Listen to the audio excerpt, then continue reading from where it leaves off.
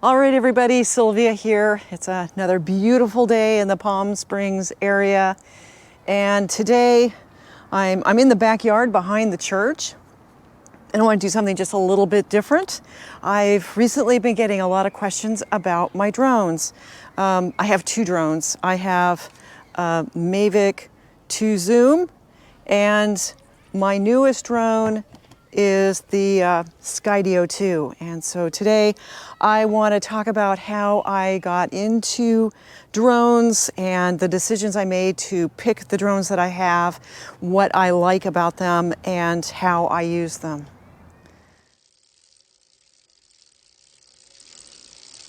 Come on, Myrtle, let's go.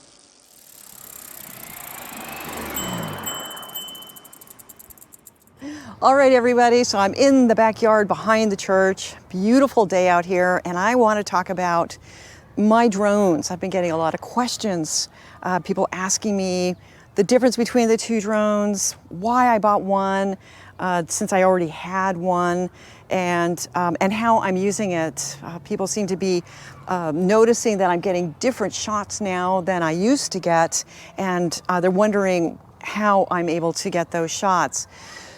A lot of people know my story. I started bike touring in 2007, and I have toured all over the world. I've been on 6 continents in over 20 countries. I have cycled tens of thousands of miles.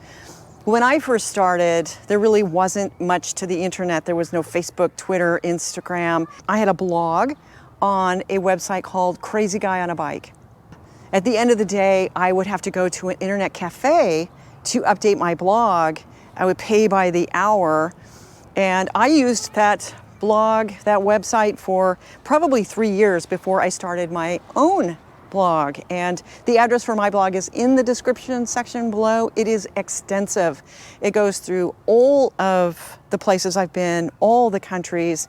I have tons of pictures and video, stats. I have my Garmin information, so there's maps talking about how many feet I climbed for the day, the temperature, just everything, everything about cycling is on that blog. When I first started, I just had a small little point and shoot camera, and I would upload my photos to my Crazy Guy on a Bike blog, and I just felt like the pictures helped me to tell my story, made it a little bit clearer. And I really didn't know anything about photography.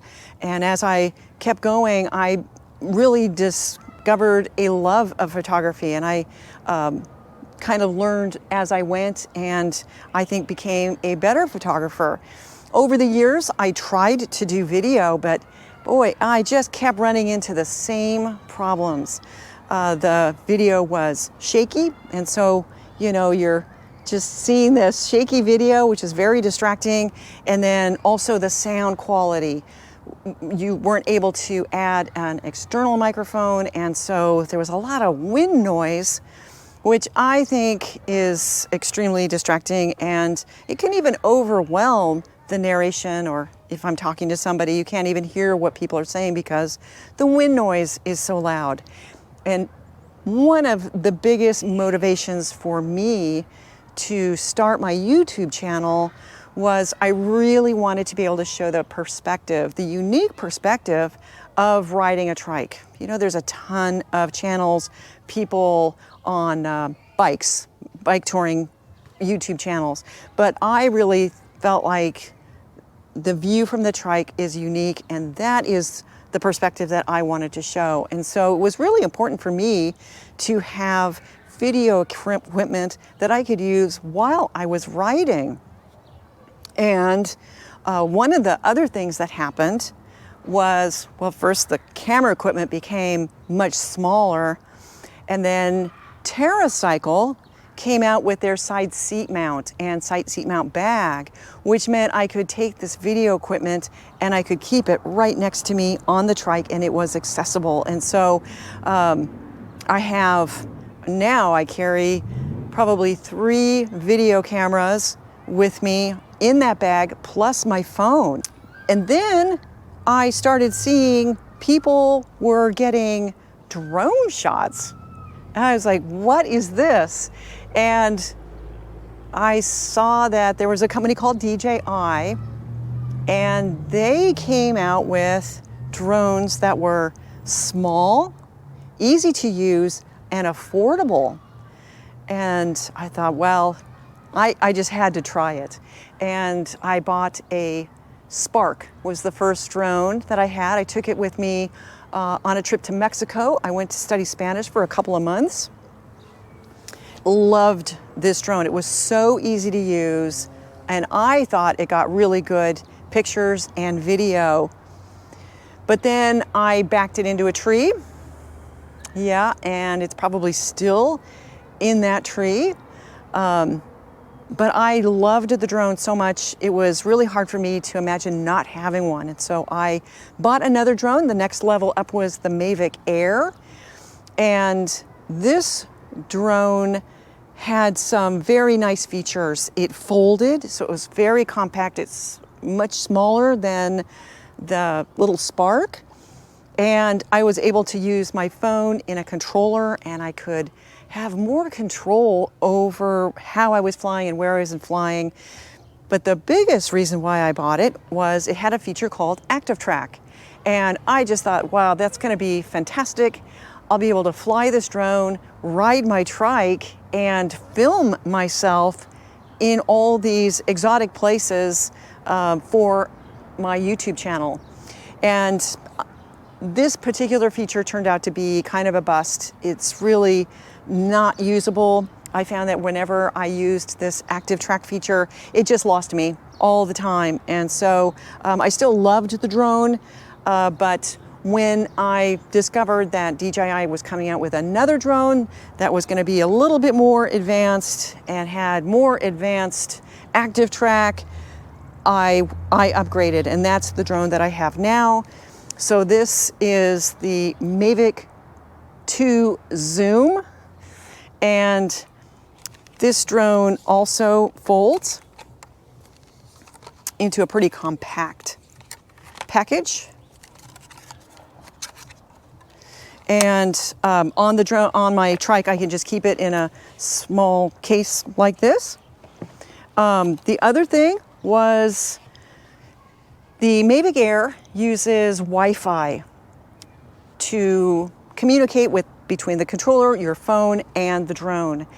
And there's so much Wi-Fi everywhere that there was a lot of interference, and I was constantly losing the connection to the drone. And sometimes I would even get a black screen. It has a feature called Return to Home, so if you lose the connection to your drone, it will come back to where you started from.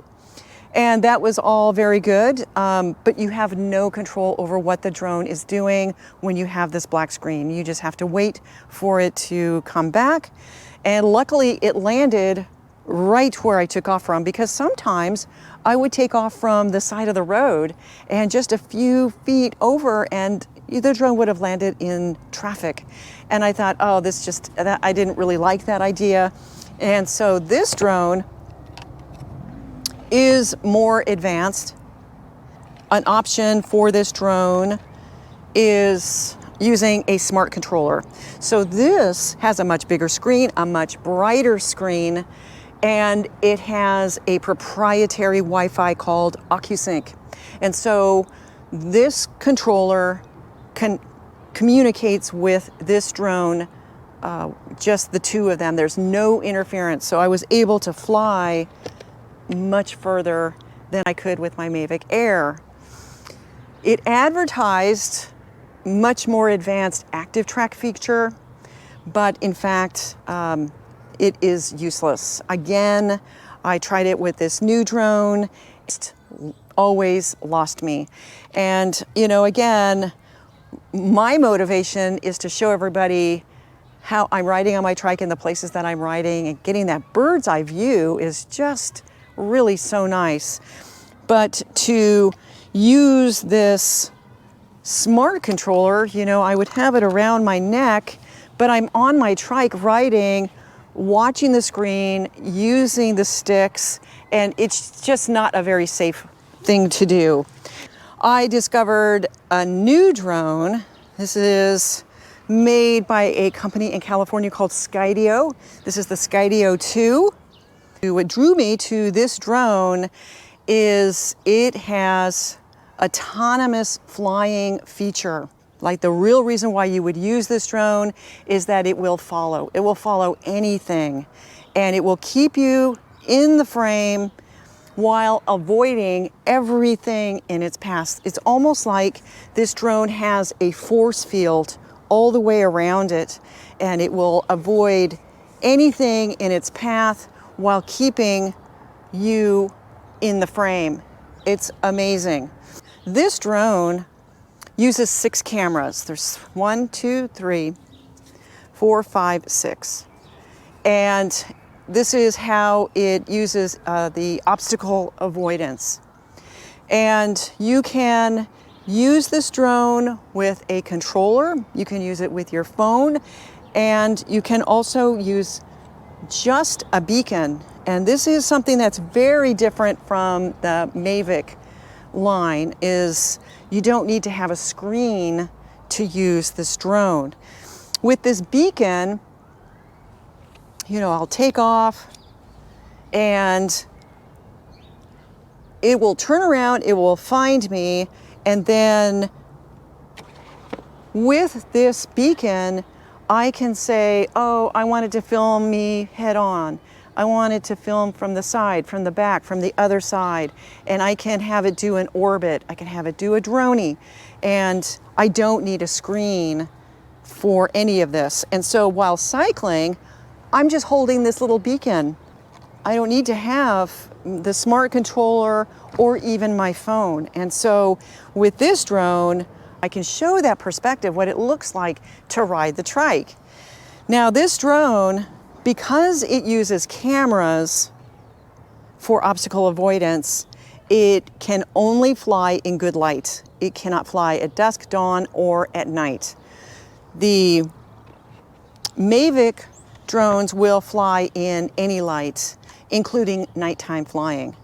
I'm only going to be flying during the day with this drone, so that's perfectly okay for me.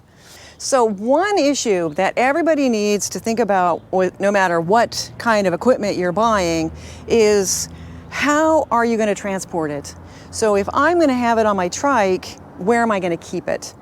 And you know, with the Mavic, it's so compact that I could actually keep it in a side seat mount bag. The Skydio is much bigger, and so I need to keep it on the back of my rear rack. And even when I was touring, I kept my Mavic in a waterproof bag on my rear rack, so that hasn't really changed. Now, it's getting kind of dark out here. I hope this is okay. The sun's kind of behind a tree. So this is the case that comes with the Skydio. And if you were just going to use this with the beacon, this case would be perfect. There's a space for 2 batteries, and then the beacon you can just put in a bag. If I was touring, I would use this bigger case. So I bought the Skydio with the controller, extra propellers. I've got 3 extra batteries, and I have filters, ND filters. And if I'm going to be using this for touring, this is what I would keep on. I've been using this on the back of my trike, and it's a heavy duty, waterproof, and it bungees to the rear rack very easily. The other thing that's been really nice about this is I can just lift up the lid. I don't have to take it off the trike. So I just lift the lid, I pull out the drone, and then when I'm flying, I just close it up, put the bungees back on, and fly however long I want to fly, and then put it away. I feel like that's all I really wanted to talk about. It's entirely possible that I have forgotten something important. You know, if you have any questions, please let me know. Leave a comment in the comment section below. And maybe this has helped you to learn more about drones. Maybe it's something that you want to consider for your cycling or just to have fun with. But yeah, leave a comment. Let me know what you think. And I hope everybody remains safe and healthy. And as always, thank you for watching.